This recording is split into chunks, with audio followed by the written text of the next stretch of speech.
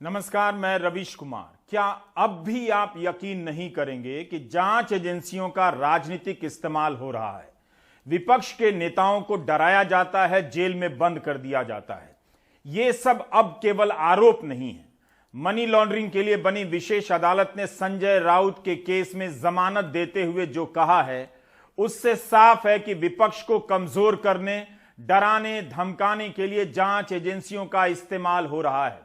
Special जज MG Deshpande ने अपने फैसले में कहा कि संजय राउत को अवैध रूप से गिरफ्तार किया गया है।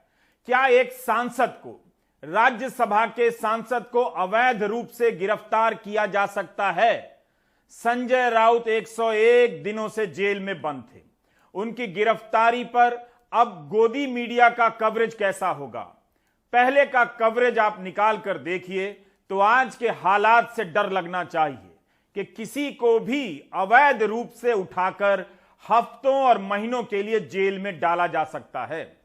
आज संजय राउत को जमानत मिल गई। यही नहीं, हाईकोर्ट ने भी संजय राउत की जमानत पर स्टे देने से इनकार कर दिया। जब संजय राउत ने स्पेशल जज एमजी देशपांडे के सामने हाथ जोड़कर कहा कि मैं आपका आभारी हूं, तब जज देशपांडे ने कहा कि आभार की बात नहीं है, हम अपना फैसला मेरिट पर देते हैं, जहां मेरिट नहीं होता हम उस पर फैसला नहीं देते हैं। इस फैसले के खिलाफ ईडी ने बॉम्बे हाई कोर्ट में अपील की, मगर उसे राहत नहीं मिली। संजय राउत को आज ही रिहा किया गया और उनके समर्थकों ने जश्न भी मनाया। लेकिन अदालत के फैसले में जो बातें कही गई हैं, उसे पढ़िए, वो कहीं ज्यादा चिंता की बातें हैं। कोर्ट ने अपने आदेश में कहा कि इस मामले में दो अभियुक्तों को अवैध रूप से गिरफ्तार किया गया है। जज देशपांडे ने कहा कि गलत इंसाफ ना हो, यह भी एक जज का दायित्व होता है। किसी निर्दोष को जेल नहीं होनी चाहिए। फैसले के 153वें बिंदु में जज साहब लिखते हैं कि मैं मानता हूं कि दोनों ही अभियुक्त को अवैध रूप से गिरफ्तार किया गया था। ईडी ने दोनों के साथ जिस तरह से भेदभाव किया है, दोनों को बराबरी का हक मिलना चाहिए। ईडी ने इस केस के मुख्य अभियुक्तों को गिरफ्तार नहीं किया। प्रवीण राउत को पहले जमानत पर रिहा किया गया था। कोर्ट के सामने ऐसा कोई भी साक्ष्य पेश नहीं किया गया कि वे जमानत की शर्तों को तोड़ रहे थे। उसी तरह संजय राउत के खिलाफ ईडी की जितनी भी दलीलें थीं, वो टिक नहीं रही थी। कोर्ट ने कहा कि यह केस दीवानी विवाद का है, सिविल मामला है, लेकिन इसे मनी लॉन्ड्रिंग या आर्थिक अपराध बना देने से एक निर्दोष आदमी काफी बुरी स्थिति में आ जाता है। तो क्या अब भी यह साफ नहीं होता कि राज्यसभा सांसद संजय राउत को किसी तरह जेल में रखना था, इसलिए उनके खिलाफ मामला बनाया गया और अवैध रूप से गिरफ्तार किया गया? कोर्ट ने अपने फैसले में कहा है कि प्रवीण राउत को इस मामले में गिरफ्तार किया गया जो पूरी तरह दीवानी मामला था, लेकिन संजय राउत को तो बिना कारण ही गिरफ्तार कर लिया गया। अदालत की यह जवाबदेही बनती है कि वह सत्य का पता लगाए। तो राज्यसभा के सांसद को बिना कारण गिरफ्तार किया जाता है, अवैध रूप से गिरफ्तार किया जाता है। इस पर कौन जवाब देगा? क्या प्रधानमंत्री जवाब देंगे? क्या कानून मंत्री जवाब देंगे? जज देशपांडे ने कहा कि किसी को गिरफ्तार करने की शक्ति का इस्तेमाल बहुत सोच समझकर किया जाना चाहिए। ईडी ने दोनों को जो गिरफ्तार किया है वह अवैध है। दोनों अभियुक्तों को न्यायिक हिरासत में नहीं रखा जा सकता है। तो संजय राउत को अवैध रूप से गिरफ्तार किया गया, यह हाल है। क्या आपको याद है कि जब डॉक्टर कफील खान को गिरफ्तार किया गया, उन पर एनएसए लगा दिया गया रासू का, तब इलाहाबाद हाईकोर्ट ने क्या कहा था? यही कहा था ना कि डॉक्टर खान पर अवैध रूप से एनएसए लगाया गया है। क्या आप अब भी नहीं देख पा रहे हैं कि किसी पर अवैध रूप से एनएसए लग रहा है, किसी को अवैध रूप से गिरफ्तार किया जा रहा है? आखिर किस बात के लिए संजय राउत को 101 दिनों के लिए जेल में रखा गया? क्या आज गोदी मीडिया जांच एजेंसियों पर सवाल उठाएगा? क्या देश को बताया जाएगा कि किस तरह जांच एजेंसियों के सहारे लोगों को जेल में ठूंसा जा रहा है, ताकि उन्हें पूछताछ के नाम पर हफ्तों और महीनों तक जेल में रखा जा सके, उनका मनोबल तोड़ दिया जाए? संजय राउत को जमानत के खिलाफ ईडी तुरंत हाईकोर्ट गई, लेकिन हाईकोर्ट ने जमानत पर स्टे देने से इनकार कर दिया।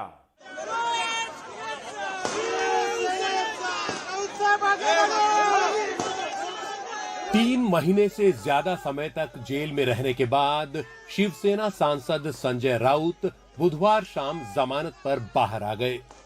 पीएमएलए कोर्ट ने संजय राउत के साथ दूसरे आरोपी प्रवीण राउत को भी जमानत दे दी। अदालत ने जैसे ही संजय राउत की जमानत मंजूर की, उनके समर्थकों ने कोर्ट में तालियां बजाईं और फिर बाहर गुलाल उड़ाकर जश्न मनाया। फैसले के बाद कोर्ट से बाहर निकलते हुए संजय राउत की पत्नी वर्षा राउत और भाई संदीप राउत ने खुशी का इजहार करते हुए कहा कि उनके परिवार के लिए दिवाली आज आई है। आज कोर्ट में भी सबके आंखों में खुशी के आंसू थे और हमारी दिवाली आज से चालू है। सत्य में वो जय थे, सत्य का विजय हो गया। 100% हमको विश्वास था, हमने कुछ गलती की नहीं थी, ये सब जानबूझ के किया हुआ कुभान था। पत्रा चौल घोटाले मामले में संजय राउत की गिरफ्तारी के मुद्दे पर पीएमएलए कोर्ट ने प्रवर्तन निदेशालय पर सख्त टिप्पणियां की और अपने फैसले पर स्टे देने से इनकार कर दिया। ऐसे में प्रवर्तन निदेशालय के वकील भागकर बॉम्बे हाई कोर्ट पहुंचे, लेकिन वहां भी उन्हें झटका लगा। हाई कोर्ट ने सुनवाई के लिए तो हामी भरी, लेकिन जमानत पर स्टे देने से इनकार कर दिया। कोर्ट ने कहा कि कल पूरी सुनवाई के लिए, क्योंकि ऑर्डर कॉपी भी सेशन कोर्ट की उन लोगों ने एनेक्स नहीं की थी, ठीक है, तो हाई कोर्ट ने कल के लिए सुनवाई के लिए रखा है। आज ईडी ने स्टे के लिए मांग की थी कि पहले स्टे दिया जाए, बाद में सुनवाई हो। यस, तो उसको कोर्ट ने मना कर दिया। शिवसेना के सांसद संजय राउत पहले ही दिन से ये आरोप लगा रहे हैं कि प्रवर्तन निदेशालय ने उनकी गिरफ्तारी उनकी आवाज दबाने के लिए की है। पीएमएलए कोर्ट ने अपने 122 पन्नों के फैसले में एक तरह से उनकी बात पर मुहर भी लगा दी। जज एमजी देशपांडे ने आदेश में साफ लिखा कि संजय राउत और प्रवीण राउत दोनों की गिरफ्तारी अवैध है। मामले में मुख्य आरोपी राकेश सारंग, एचडीआईएल और महाडा के खिलाफ कोई कार्रवाई नहीं की गई और मनमाने तरीके से संजय राउत और प्रवीण राउत को गिरफ्तारी के लिए चुना गया। कोर्ट ने कहा कि दीवानी केस को मनी लॉन्ड्रिंग या आर्थिक अपराध बनाकर पेश कर देने से वो ऐसे केस नहीं बन जाते। प्रवीण राउत को पूरी तरह दीवानी केस में गिरफ्तार किया गया और संजय राउत को बेवजह गिरफ्तार किया गया। जमानत पर आर्थर रोड जेल से बाहर आने के बाद संजय राउत ने अपने समर्थकों का इस तरह अभिवादन कर धन्यवाद अदा किया। अदालत में जमानत मिलने के बाद संजय राउत ने जज को हाथ जोड़कर कहा मैं आपका आभारी हूं। इस पर जज एमजी देशपांडे ने कहा कि इसमें आभारी की कोई बात नहीं है, हम जो भी फैसला देते हैं मेरिट पर देते हैं, अगर मेरिट ना हो तो फैसला नहीं देते हैं।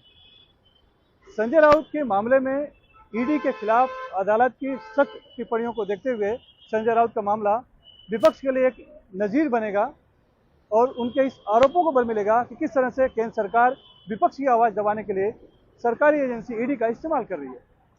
मुंबई से कैमरामैन अशोक महाडिक के साथ सुनील सिंह, एनडीटीवी इंडिया के लिए। इस फैसले को ठीक से पढ़िए, बार बार पढ़िए, पता चलेगा कि ईडी की दलीलें किस तरह कोर्ट में ध्वस्त होती चली गईं। कल सुबह के हिंदी अखबारों को देखिएगा कि क्या इस फैसले की बारीकियों को जनता को, पाठकों को बताया जा रहा है कि एक राज्यसभा के सांसद को अवैध रूप से गिरफ्तार करने की चलन चल पड़ी है। हम सबके सामने अगर अवैध रूप से किसी सांसद को गिरफ्तार कर 101 दिनों के लिए जेल में डाला जाता है, तब फिर जेल जाने से कौन बचा है? इस देश में कौन बच सकता है? फिर क्यों ना इस आरोप में दम नजर आता है कि जांच एजेंसियों का डर दिखाकर सरकार गिराई जा रही है। इस देश में राज्यसभा सांसद को अवैध रूप से गिरफ्तार किया गया।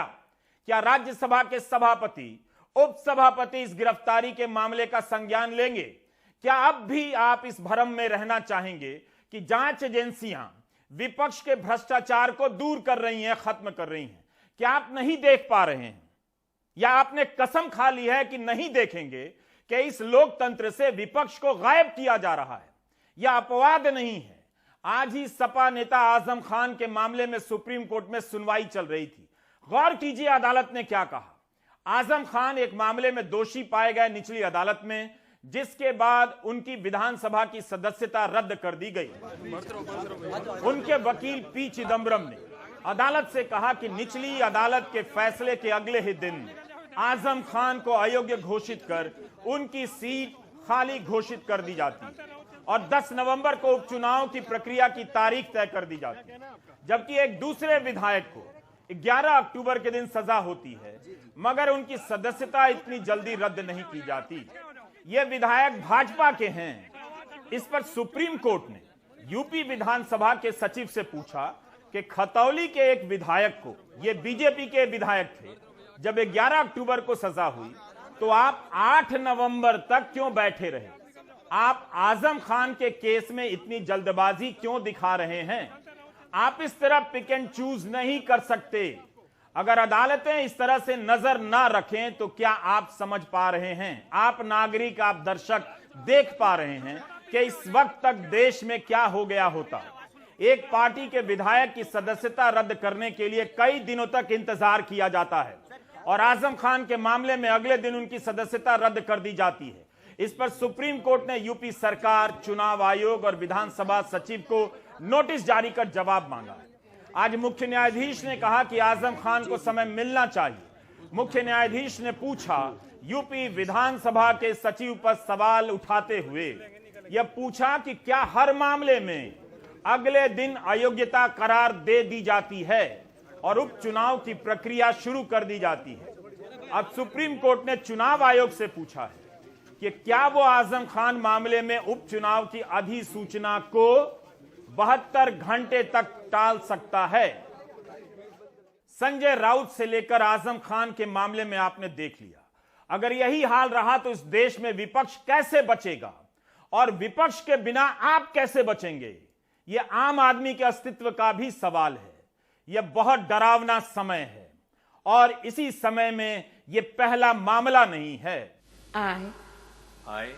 भारत के मुख्य न्यायाधीश के तौर पर जस्टिस DY चंद्रचूड़ ने आज से अपना कार्यभार संभाल लिया। केंद्र सरकार एक सफाई कर्मचारी के खिलाफ अपील लेकर कोर्ट में आई थी। मुख्य न्यायाधीश ने केंद्र को ही फटकार लगा दी और कहा कि यह क्या हो रहा है? केंद्र सरकार एक सफाई कर्मी के खिलाफ अपील में यहां तक आई है। इतनी शक्तिशाली सरकार और एक सफाई कर्मचारी के खिलाफ यहां तक आ गई। सॉरी, डिसमिस, अपील खारिज हो गई। यह फैसला कहीं से सामान्य नहीं है, बल्कि कानून मंत्रालय को समझने वाले और जानने वाले ही बता सकेंगे कि ऐसे कितने कमजोर लोगों के खिलाफ केंद्र सरकार और राज्य सरकारें मुकदमा लड़ रही हैं और अपील में सुप्रीम कोर्ट तक आ रही हैं। तब जाकर पता चलेगा कि इस फैसले का कितना महत्व है और यह कितना बड़ा और दूरगामी फैसला है। ऐसे मामलों में सरकार के रवैये पर गौर कीजिए। यह अच्छा नहीं है कि खुलेआम लोगों को अवैध रूप से गिरफ्तार किया जा रहा है। नोटबंदी पर भी सरकार ने हलफनामा देने में देरी की तो आज फटकार लगी है। क्यों इतना वक्त लग रहा है? Justice S Abdul Nazir, justice BR Gavai, justice AS Bopanna, justice V Rama Subramaniam और जस्टिस BV नागरत्ना की संवैधानिक पीठ सुनवाई कर रही थी। यह मामला 16 दिसंबर 2016 को संविधान पीठ के हवाले कर दिया गया था। क्या इतने दिनों तक सरकार को अपने सारे रिकॉर्ड खुद से तैयार नहीं रखने चाहिए थे? 5 साल बाद अगर सरकार यह कहे, नोटबंदी के 5 साल बाद, कि हलफनामा दायर करने के लिए और समय चाहिए, इसका क्या मतलब है? रिजर्व बैंक ने कहा कि हम दिन रात काम कर रहे हैं, तो आप दर्शक और नागरिक सवाल पूछिए कि आप इतना काम कर रहे हैं, तब तो हलफनामा समय पर तैयार होना चाहिए। जस्टिस S अब्दुल नजीर ने 1 सप्ताह का समय दे दिया है, लेकिन नाराजगी भी जताई। संविधान पीठ ने कहा कि इस तरह से पीठ की सुनवाई स्थगित नहीं की जा सकती है। रिजर्व बैंक हलफनामा दायर करने में विफल रहा है। संविधान पीठ ने केंद्र और रिजर्व बैंक से नोटबंदी के फैसले पर जवाब मांगा है। 12 अक्टूबर को सुनवाई के दौरान कोर्ट ने केंद्र सरकार से कहा कि 7 नवंबर 2016 को RBI को जो पत्र लिखा गया था और उसके अगले दिन जब नोटबंदी हुई, उसकी फाइलें तैयार रखी जाएं। 2 दिनों के दौरान फैसले से संबंधित फाइलें क्या 1 महीने में भी तैयार नहीं हो सकी? 12 अक्टूबर को केंद्र की ओर से सॉलिसिटर जनरल तुषार मेहता ने कहा था, हम तैयार हैं, कभी भी सुनवाई कर सकते हैं। तब फिर आज हलफनामा क्यों नहीं दिया गया? सुप्रीम कोर्ट में नोटबंदी के फैसले की संवैधानिक वैधता को चुनौती दी गई। सुप्रीम कोर्ट ने केंद्र सरकार से पूछा है कि क्या सुप्रीम कोर्ट को भविष्य के लिए कानून तय नहीं करना चाहिए कि क्या आरबीआई एक्ट के तहत नोटबंदी की जा सकती है, नोटबंदी के लिए अलग कानून की जरूरत है या नहीं। जिस तरह से नोटबंदी को अंजाम दिया गया, इस प्रक्रिया के पहलुओं पर गौर करने की जरूरत है। क्या देश की जनता कभी जान पाएगी कि नोटबंदी का फैसला किस आधार पर लिया गया, या इस फैसले को सही बताने के लिए केवल बातें बनाई जाएंगी कि ये हो गया तो वो होना था। इस मामले में अब 24 नवंबर को सुनवाई होनी। अदालतों से जुड़ी इन घटनाओं पर सोचिए, यह देश कहां जा रहा है। अब आते हैं चुनावी खबरों पर। क्या जनता इतनी मासूम होती है कि चुनाव के वक्त नेता उसके इलाके के परिधान में आ जाएं, टोपी पहन लें, उसका खाना खा लें तो अपने दिल की तरफ वोट लुटा दें? क्या यह इतना भारी काम है कि आप किसी इलाके में जाएं और उसके हिसाब से कपड़े पहन लें, टोपी पहन लें और उम्मीद रखें कि इस आधार पर वोट मिल जाए? इस बात को गलत या सही की नजर से मत देखिए, क्योंकि राजनेता ऐसा करते रहे हैं। हमारा सवाल अलग है। अगर इस तरह से प्रतीकों को मुद्दा बनाया जाएगा, मुद्दों पर प्रतीकों को महत्व दिया जाएगा, तब फिर उन मुद्दों का क्या होगा जिसके लिए चुनाव होते हैं। आप जानते हैं कि हिमाचल प्रदेश में चुनाव हो रहे हैं, लेकिन इस चुनाव का G20 की बैठक से क्या लेना देना है? कमाल तो यह हुआ कि सुबह जब बीजेपी ने ट्वीट किया, तब उस पर उसके पोस्टर पर G20 का लोगो भी चिपका हुआ था, जिसे 8 नवंबर को जारी किया गया था। क्या यह संयोग था कि लोगो में बना कमल का फूल बीजेपी के चुनाव चिन्ह कमल के फूल से मैच कर गया होगा? कुछ समय के बाद बीजेपी ने फिर से इसे ट्वीट किया, तब उसमें G20 का लोगो नहीं था।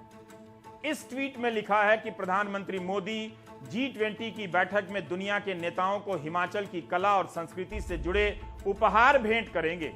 जिन चीजों को भेंट करेंगे उन सभी आइटम की तस्वीरें हैं और उनके नाम बताए गए हैं। चंबा रुमाल, कुल्लू शॉल, किन्नौरी शॉल, कनाल, ब्रास सेट और कांगड़ा लघु चित्र। मोटे अक्षरों में लिखा है कि हिमाचल की कला और संस्कृति को वैश्विक पहचान दिला रहे हैं नरेंद्र मोदी। इसी के साथ हिमाचल प्रदेश की भाजपा इकाई ने ट्वीट किया है कि आगामी G20 सम्मेलन में हिमाचल संस्कृति की दिखेगी छाप। मोदी जी चंबा रुमाल, कांगड़ा की पेंटिंग, किन्नौर व कुल्ली की शॉल और कणाल पीतल सेट दुनिया के नेताओं को उपहार चिन्ह के रूप में भेंट करेंगे। हर आइटम की तस्वीर भी दी गई है। बीजेपी ने अपने ट्वीट से G20 का लोगो तो हटा दिया, मगर उसका संदर्भ नहीं हटा। अब भी यह सवाल है कि बीजेपी क्यों प्रचार कर रही है कि गिफ्ट में क्या दिया जाएगा? क्या उसे विदेश मंत्रालय ने बताया है? G20 की बैठक दिल्ली में अगले साल 9 से 10 सितंबर को होगी। एक साल पहले क्या गिफ्ट दिया जाएगा, इसकी घोषणा बीजेपी कर रही है। विदेश मंत्रालय ने तो ऐसा कोई ट्वीट नहीं किया। विदेश मंत्रालय को इसकी पुष्टि करनी चाहिए और इसी के साथ इन आइटमों को G20 के नेताओं को भी टैग कर देना चाहिए। लिख देना चाहिए कि जो बाइडेन जी आपको शॉल मिलेगा और ऋषि सुनक जी आपको चंबा रुमाल। ऐसा कहीं होता भी है कि बैठक के एक साल पहले चुनाव में गिफ्ट आइटम की चर्चा हो? 13 सितंबर को विदेश मंत्रालय ने G20 की बैठक की जानकारी देते हुए एक प्रेस कॉन्फ्रेंस की और प्रेस विज्ञप्ति जारी की, मगर उसमें तो गिफ्ट की कोई बात ही नहीं। अभी G20 की बैठक के लिए लाल कालीन तक नहीं बिछी है, मगर गिफ्ट आइटम की तस्वीरें हिमाचल प्रदेश की जनता के लिए साझा कर दी गई। दुनिया भर के नेता उपहार देते समय बताते ही हैं, दिखाते भी हैं, लेकिन बैठक से एक साल पहले इसकी घोषणा बीजेपी अपने ट्विटर हैंडल से कर रही है। इसका मतलब है कि इसका संबंध चुनावी राजनीति से है। नौकरी पेंशन में उलझी हिमाचल प्रदेश की जनता पर अचानक G20 की बैठक के महत्व को समझने का भार डाल दिया गया है। पहले सोचिए कि मतदान से चंद रोज पहले हिमाचल की कला और संस्कृति से जुड़ी इन चीजों की तस्वीरों को बीजेपी क्यों प्रचारित कर रही है? क्या बीजेपी को यह भी मालूम है कि गिफ्ट के साथ 101 रुपए का शगुन दिया जाएगा या चांदी का सिक्का शगुन के तौर पर दिया जाएगा?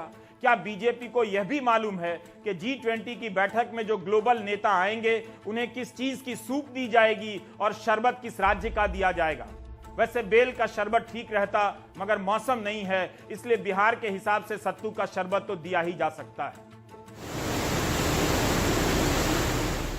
इस साल हिमाचल प्रदेश में बारिश के दिनों में प्राकृतिक आपदा से 350 से अधिक लोग मारे गए। कई बार दर्जनों सड़कों को बंद करना पड़ा, भारी नुकसान और विस्थापन हुआ होगा। लेकिन क्या वहां पर पर्यावरण को लेकर चल रही COP27 की बैठक की चर्चा हो रही है? तब फिर G20 की बात क्यों हो रही है? फिर तो विदेश मंत्री को ही चुनाव प्रचार करने आ जाना चाहिए, G20 का महत्व समझाना चाहिए। 1999 से G20 अस्तित्व में है। हर साल इसका अध्यक्ष बदल जाता है। भारत के पहले इंडोनेशिया इसका अध्यक्ष था। इस साल 1 दिसंबर से इसकी अध्यक्षता भारत को मिल रही है। लेकिन घरेलू राजनीति में इस तरह से प्रचार किया जा रहा है कि भारत को विशेष रूप से महत्व दिया जा रहा है, इसलिए अध्यक्ष बनाया जा रहा है। जो भी इसका सदस्य है इसका अध्यक्ष बनेगा। सऊदी अरब तो 2020 में ही अध्यक्ष बना, तो क्या वो ग्लोबल सुपर पावर हो गया है? उत्तराखंड और मणिपुर में जब विधानसभा चुनाव होने वाले थे, गणतंत्र दिवस के दिन प्रधानमंत्री ने मणिपुर का गमछा पहना, उत्तराखंड की पारंपरिक टोपी। उस दिन उत्तराखंड के मुख्यमंत्री पुष्कर धामी ने ट्वीट भी कर दिया, लिखा कि प्रधानमंत्री नरेंद्र मोदी जी ने ब्रह्म कमल से सुसज्जित देवभूमि उत्तराखंड की टोपी धारण कर हमारे राज्य की संस्कृति एवं परंपरा को गौरवान्वित किया है।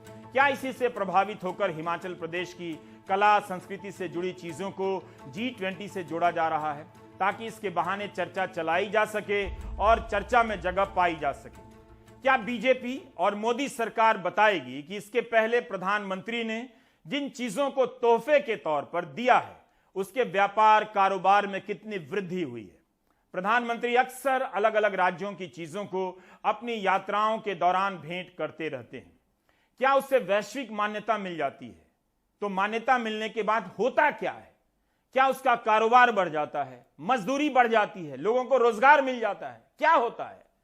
अगर बीजेपी यह सब बताती कि उसके दौर में हिमाचल प्रदेश की कला से जुड़ी चीजों के उत्पादन और निर्यात में वृद्धि के लिए कितने पैसे दिए गए हैं, कितने केंद्र बनाए गए हैं, उत्पादन कितना बढ़ा है, निर्यात कितना बढ़ा है, रोजगार कितना बढ़ा है, तब एक बात होती और बीजेपी को इसका श्रेय मिलना भी चाहिए। क्या इतने भर से श्रेय लिया जा सकता है कि कौन सी चीज किसे गिफ्ट दी जा रही है, वो भी 1 साल बाद? सरकार या बीजेपी यही बता दे कि चंबा रुमाल के विकास के लिए, कुल्लू और किन्नौरी शाल के लिए कितना पैसा दिया गया, तब यह बात समझ में आ जाए। वैसे बीजेपी रेवड़ी का विरोध करती है। हिमाचल प्रदेश में बीजेपी ने चुनाव जीतने पर बेटियों को साइकिलें और स्कूटी देने का वादा किया है। यह क्या है? बेसहारा लोगों को 3,000 रुपए का सहारा हर महीने दिया जाएगा। यह क्या है? पूरे देश के लिए उज्ज्वला योजना के तहत एक ही नियम है। पहले सब्सिडी कम कर दी गई, उज्ज्वला योजना के सिलेंडर महंगे हो गए। जब इसे लेकर विपक्ष ने सवाल उठाया, तब वित्त मंत्री ने कहा कि इस साल 9 करोड़ लाभार्थियों को प्रति सिलेंडर 200 रुपए की सब्सिडी दी जाएगी। तब भी सस्ता नहीं हुआ है। तब फिर बीजेपी गुजरात और हिमाचल के लिए अलग से क्यों वादा कर रही है कि उज्ज्वला के ग्राहकों को इन 2 राज्यों में मुफ्त सिलेंडर मिलेगा? सारे देश में मुफ्त सिलेंडर क्यों नहीं दिए जा सकते हैं? क्या जहां चुनाव नहीं हो रहा है वहां के लोग गरीब नहीं हैं, महंगाई से परेशान नहीं हैं? अगर ये रेवड़ी नहीं है, महिलाओं को मजबूत करना है, तो सारे देश की महिलाओं को मजबूत करने के लिए मुफ्त में सिलेंडर क्यों नहीं दिया जा रहा है? प्रधानमंत्री मोदी के फोन कॉल का यह ऑडियो पूरे हिमाचल में वायरल है। प्रधानमंत्री ने यह कॉल बीजेपी के पूर्व सांसद और बगावत कर फतेहपुर सीट से निर्दलीय चुनाव लड़ रहे कृपाल परमार को किया।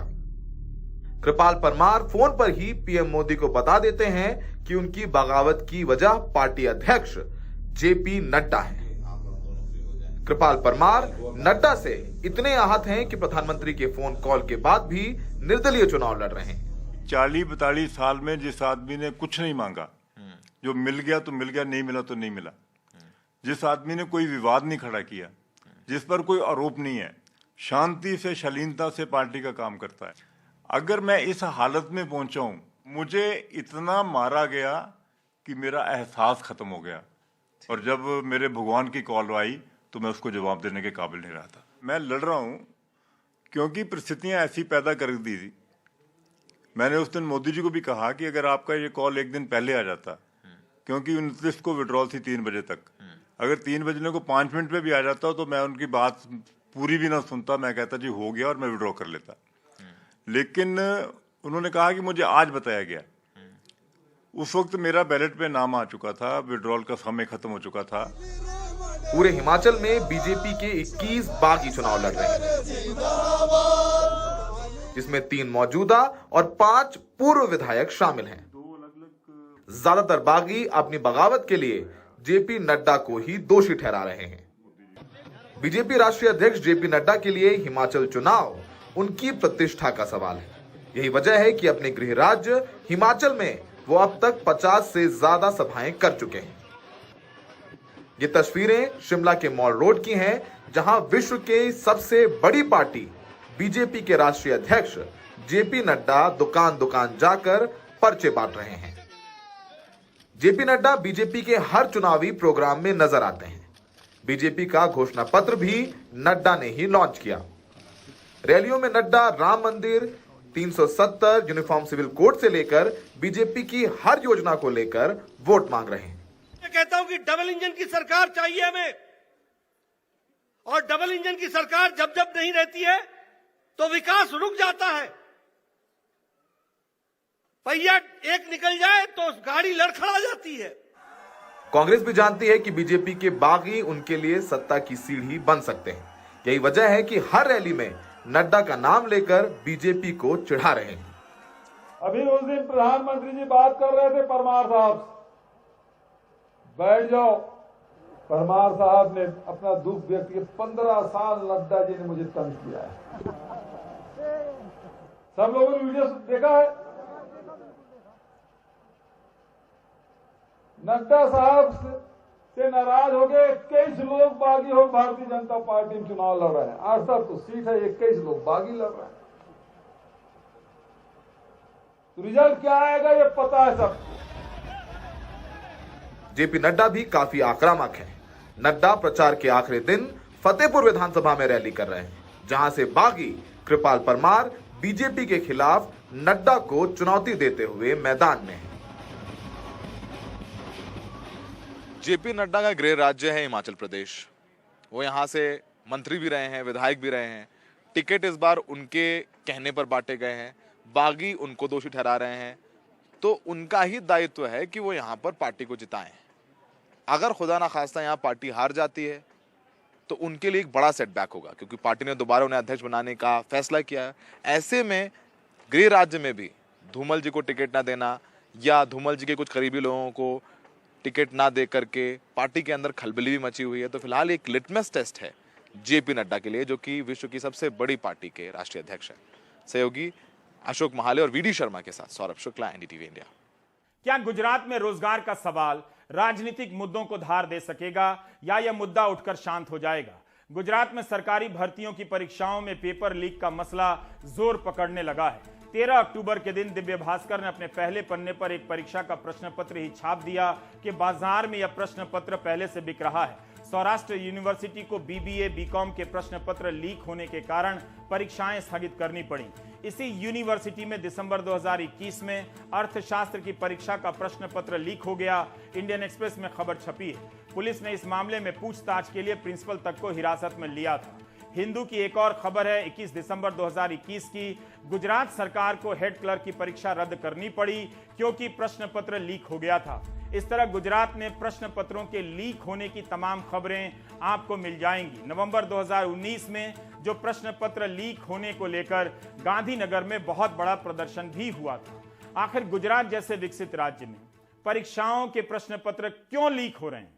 प्रधानमंत्री अपने गृह राज्य में ईमानदार परीक्षा व्यवस्था क्यों नहीं दे पा रहे हैं? अब कहीं ऐसा ना हो जाए कि कोई ट्वीट कर दे कि G20 के नेताओं को लीक होने वाले प्रश्न पत्रों की कॉपी सैंपल के तौर पर उपहार में दी जाएगी। क्या पता लोग इसे भी तारीफ समझ लें कि प्रश्न पत्र के लीक होने की वैश्विक पहचान अब मिल रही है।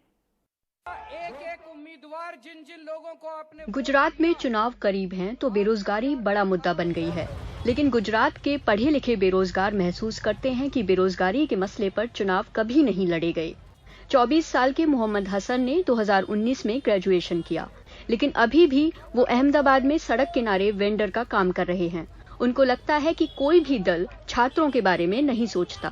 कॉलेज कंप्लीट होने के बाद में जॉब की कोई अपॉर्चुनिटी नहीं रही हम लोगों के लिए। मेरे कितने फ्रेंड है जो ग्रेजुएशन कंप्लीट है, MBA सब कंप्लीट है, बट जॉबलेस है। अभी मैं भी ये धंधा संभाल रहा हूँ, रोड साइड पे 400-500 रुपया दिन का मिल जाता है। यहाँ तक कि PhD कर चुके युवाओं के लिए भी परिवार चलाना मुश्किल हो रहा है। रोजगार के अच्छे अवसर नहीं हैं। शकुंतला अब 30 साल की हैं। उनकी पढ़ाई में पिता ने सारी जमा पूंजी खर्च कर दी, लेकिन मास्टर डिग्री, BEd और PhD के बाद भी बस 4,000 रुपए महीने कमा रही हैं। जीवन में कोई उम्मीद नहीं बची। BEd के बाद स्कूल में जाती थी और वहाँ पर मेरे गांव में 4,000 रुपये देते थे। मेरे लिए ये सैलरी मेरे लिए कम थी, इसलिए मैं जाना बंद कर दिया मैंने। 18-19 में कांस्टेबल और टाट 1 और टाट 2 की एग्जाम दी थी, लेकिन टेट 1 और टाट सभी पेपर लीकेज हो जाते हैं मैम। पेपर लीक हो जाता है? पेपर होने से पहले ही लीक हो जाता है? हाँ। गांधीनगर में रहने वाले 28 साल के प्रजापति की भी यही कहानी है। इतिहास में MA करने के बाद उन्होंने एक कारखाने में मजदूरी की, जिसके लिए बस 8वीं पास होना जरूरी था। एग्जाम तो आते हैं बहुत सारे, लेकिन पेपर लीक हो जाता है और बहुत टाइम हो जाता है। मान लो कि पहले टीचर का जो टेट की रिक्वायरमेंट होती है वो 5 साल पहले आया था। उसके बाद मैंने 3 साल मेहनत की, लेकिन एग्जाम तो आई नहीं, तो मजबूरी में मजदूरी का काम करने जाना पड़ता है। नहीं ऐसा मतलब कोई सुनता नहीं है, कोई भी सरकार हो। ऐसे वैसे तो 27 साल से मैं भाजपा को ही देख रहा हूँ, जब से बड़ा हुआ हूँ। कोई सरकार तो है नहीं। हालांकि गुजरात सरकार का दावा है कि राज्य में युवाओं को सबसे बड़ी तादाद में नौकरी है, लेकिन उनके अपने आंकड़े अलग ही कहानी कहते हैं।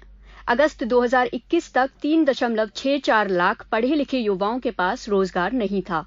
बीते 2 साल में सरकार ने बस 0.35% बेरोजगार युवाओं को रोजगार दिया। 0.5% रजिस्टर्ड बेरोजगार युवाओं को भी सरकारी नौकरी नहीं मिल पाई। कुल 3,46,436 शिक्षित और 17,816 अर्धशिक्षित युवा बेरोजगार के तौर पर रजिस्टर्ड हैं। राजकोट से आए 24 साल के जिग्नेश डाबेली की दुकान चलाते हैं। जब 2018 में उन्होंने सौराष्ट्र विश्वविद्यालय से BCom पूरा किया, तब उन्होंने सोचा भी नहीं था कि एक दिन उन्हें सड़क किनारे ठेला लगाना पड़ेगा।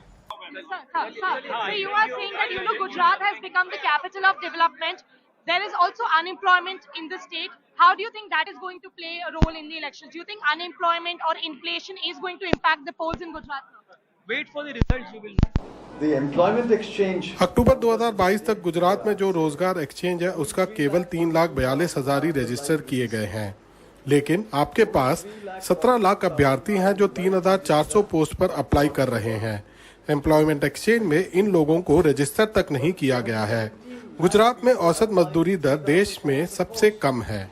They are not even registering in the employment register, in the employment exchange. The average wage rate in Gujarat is among the lowest in the country. अब मेरे को सरकार का ऐसा निवेदन है, कुछ अच्छा ऐसा ट्राई करो कि पेपर लीक ना हो, और विश्वास पात्र सरकार की अब जरूरत है कि हमको ऐसा हमारी मेहनत पे पानी फिर रहा है ना, वो मेहनत पे पानी ना फिरे। गुजरात सरकार के अपने आंकड़े भी कहते हैं कि राज्य में कम से कम 4 लाख शिक्षित युवा बेरोजगार है। अब निश्चित रूप से चुनाव से पहले बेरोजगारी ऑपोजिशन पार्टीज के लिए एक बड़ा मुद्दा बन गया है, पर राजनीति को एक तरफ रखते हुए शिक्षित बेरोजगार युवा आज के टाइम पे सबसे ज्यादा पीड़ित है, क्योंकि उनमें से कई जो पढ़े लिखे होने के बावजूद भी छोटी मोटी नौकरियां करके अपना पेट पाल रहे हैं, कई लेबरों की तरह काम करने के लिए मजबूर हैं, कई सड़क के किनारे विक्रेताओं की तरह भी काम करने के लिए मजबूर हैं। उनका कहना है कि गुजरात राज्य में चुनाव कभी भी अनएम्प्लॉयमेंट, बेरोजगारी या जॉब्स पे नहीं लड़ा जाता है, और यही कारण है कि जितनी भी राजनीतिक दल होते हैं वो कभी भी युवा या छात्र के मसलों का हल नहीं निकालते हैं। कैमरा पर्सन रवि के साथ अहमदाबाद में मैं तनुश्री पांडे, NDTV इंडिया के लिए।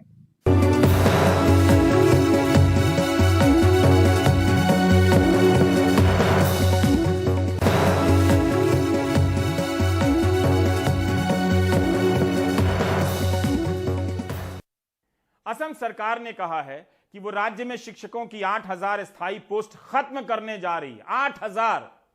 सरकार की दलील है कि पहले ही हजारों शिक्षक सर्व शिक्षा अभियान के तहत कॉन्ट्रैक्ट पर काम कर रहे हैं। ऐसे में और स्थायी नियुक्तियों की जरूरत नहीं है। 2020 से ही ये 8,000 नियुक्तियां रोक कर रखी गई थी।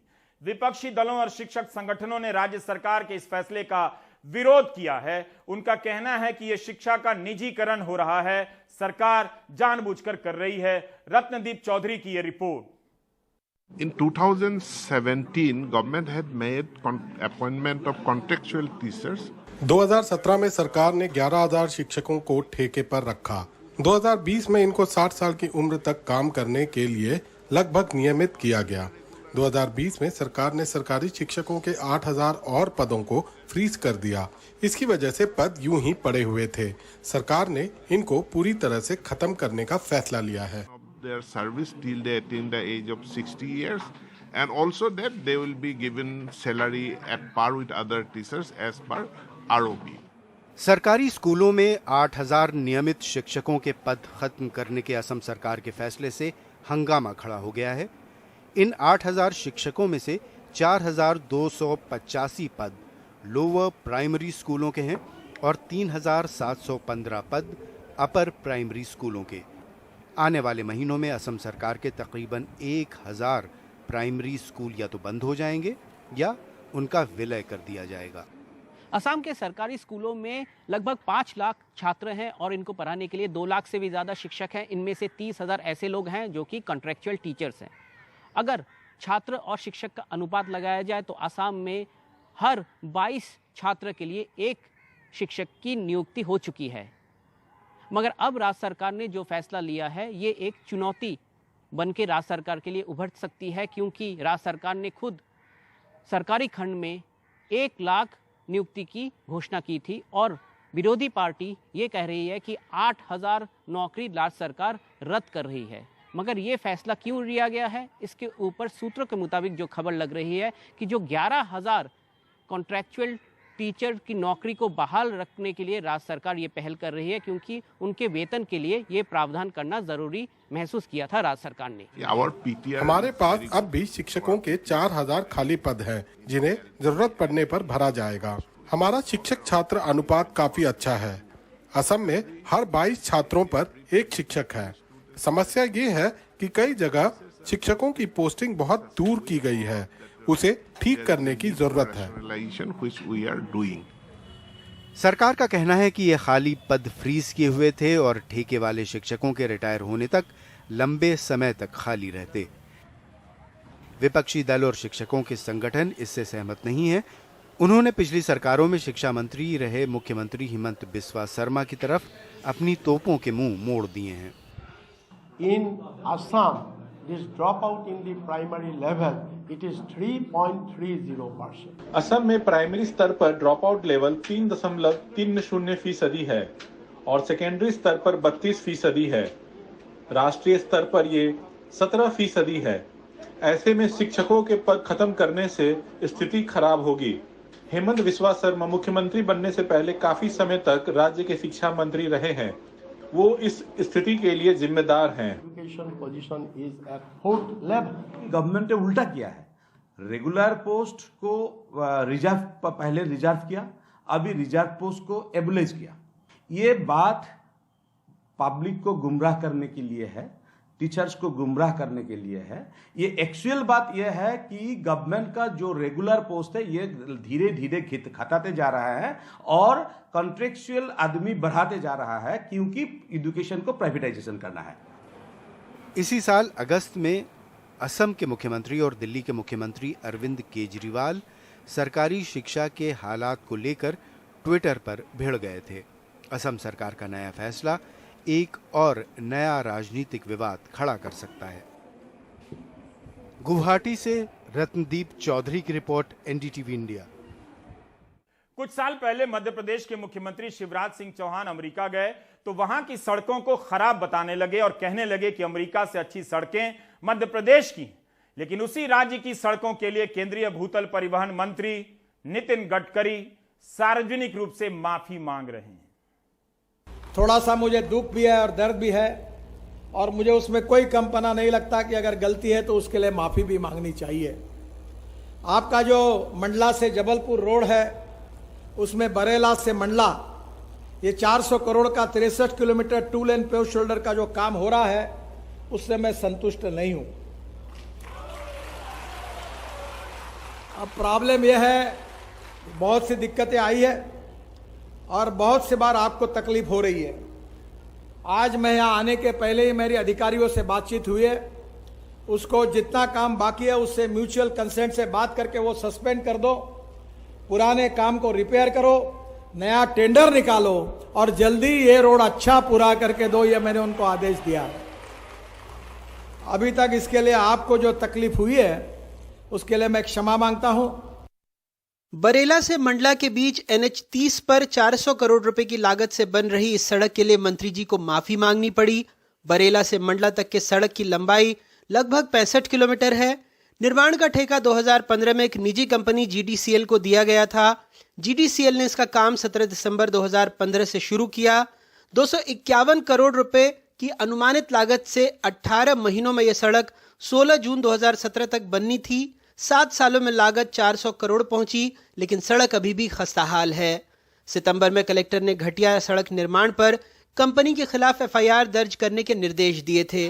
सोमवार को नितिन गडकरी ने जबलपुर और मंडला में 5,315 करोड़ रुपए की लागत की 543 किलोमीटर लंबी 13 सड़क परियोजनाओं का शिलान्यास और लोकार्पण किया था।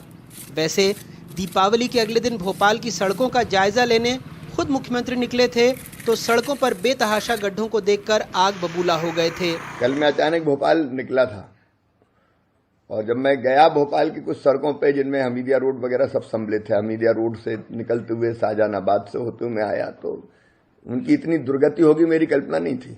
ये कौन के पास है रोड? खराब सड़कें, इससे क्या दिक्कत आ रही है? दिक्कत बहुत आ रही है, सब कुछ दिक्कत हो रही है। हर गाड़ी कहीं पलट रही है, कहीं टायर खराब हो रहा है, कहीं इंजन को टूट रही है, कहीं कुछ हो रही है। प्रदूषण हो रहा है रोड पे, धूल मिट्टी का, इससे बहुत दिक्कत है। मतलब सवारी को भी एलर्जी है। सर बहुत सारा नुकसान है, पूरा गाड़ी का मेंटेनेंस ही खराब हो रहा है। गाड़ी का मेंटेनेंस से लेके टायर से लेके बाल्टी से लेके इंजन, सारी चीजें हैं। राज्य के सड़कों की गुणवत्ता और बेहतरी की जिम्मेदार विभाग के मंत्री खुद कह रहे हैं कि सड़क की खराब गुणवत्ता की शिकायत उन्होंने ही केंद्रीय मंत्री से की थी।